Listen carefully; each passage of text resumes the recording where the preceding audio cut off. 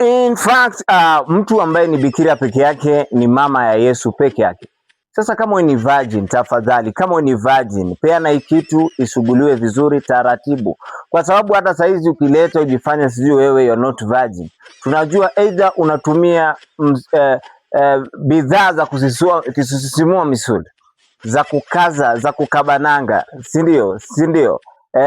Mama Yesu ni Bikira Maria peke yake ndo ni bikira, lakini bado hata hii ya Maria tunatilia shaka, kwa sababu alikuwa na mpenzi wake anaitwa Joseph. Yaani unasema Joseph hakukanyaga hii kitu, hakukanyaga Maria. Sasa msichana usijifanye wewe usijifanye. Tunajua dunia sasa iliharibika, hatuna mabikira.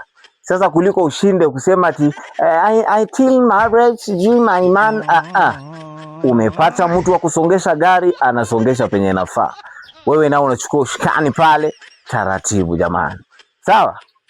Ni namna hiyo jamani, si ati kwamba nawapotosha ama namna gani. Bikira ni Maria na tunatilia shaka pia hiyo ya Maria jamani, tunatilia shaka kabisa. Hatuwezi amini jamani.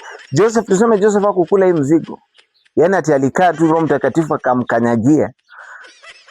I'm overthinking, I don't know.